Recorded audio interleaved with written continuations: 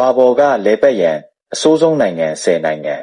ခရီးသွားခြင်းဟာလူတဦးချင်းစီရဲ့ကိုယ်ပိုင်ကြိုက်အရာကွဲပြားနိုင်ပါတယ်တချို့အတွက်အစိုးဆုံးနိုင်ငံလို့ထင်ရပေမဲ့တချို့အတွက်တော့အကောင်းဆုံးနေထိုင်စရာနိုင်ငံဖြစ်နိုင်ပါတယ်ဒါပေမဲ့ဒီဗီဒီယိုမှာတော့ခရီးသွားတွေအတွက်အစိုးဆုံးနိုင်ငံ10နိုင်ငံကိုဖော်ပြပေးသွားမှာဖြစ်ပါတယ်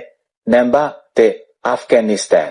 2020ခုနှစ်ဩဂုတ်လမှာအမေရိကန်တပ်တွေဆုတ်ခွာပြီးနောက်တာလီဘန်တွေပြန်လည်အာဏာရလာကအာဖဂန်နစ္စတန်ဟာအထူးသဖြင့်အမေရိကန်နိုင်ငံသားတွေအတွက်ပုံမအန္တရာယ်များလာပါတယ်နံပါတ်2အီရတ်မှာအကြမ်းဖက်တိုက်ခိုက်မှုတွေလူထုဆန္ဒပြပွဲတွေဟာမကြာခဏအကြမ်းဖက်မှုတွေဖြစ်ပွားတတ်ပါတယ်အမေရိကန်နိုင်ငံသားတွေဟာအဓမ္မပြုကျင့်ခံရခြင်းသို့မဟုတ်ပြန်ပေးဆွဲခံရနိုင်ခြေမြင့်မားပါတယ်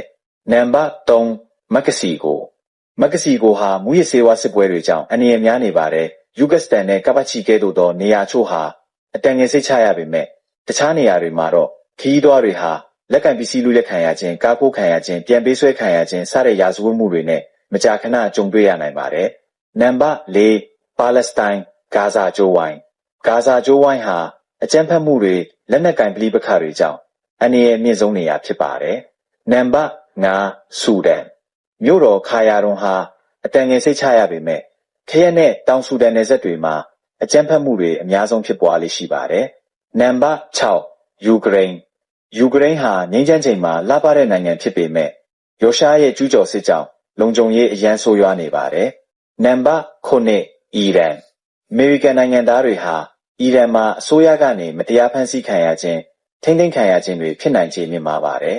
နံပါတ်10ဟေဒီမှာပြန်ပေးဆွဲခံရခြင်းလက်နက်ပြရာဇဝတ်မှုတွေအဖြစ်များပါတယ်နံပါတ်9လစ်ဗျားမှာပြည်တွင်းစစ်နဲ့လက်နက်ကင်အဖွဲ့တွေကြောင့်အန္တရာယ်များပါတယ်အနောက်နိုင်ငံသားတွေဟာမကြာခဏပြန်ပေးဆွဲခံရလေ့ရှိပါတယ်နံပါတ်10မာလီနိုင်ငံမှာအကြမ်းဖက်မှုတွေလက်နက်ပြထားပြမှုတွေအဖြစ်များပြီးခရီးသွားတွေအတွက်အန္တရာယ်များပါတယ်ဒီဗီဒီယိုကိုကြည့်ရှုပေးတဲ့အတွက်ကျေးဇူးတင်ပါတယ်နောက်ထပ်စိတ်ဝင်စားစရာကောင်းတဲ့ဗီဒီယိုတွေအတွက် like and share လုပ်ဖို့မမေ့ပါနဲ့နော်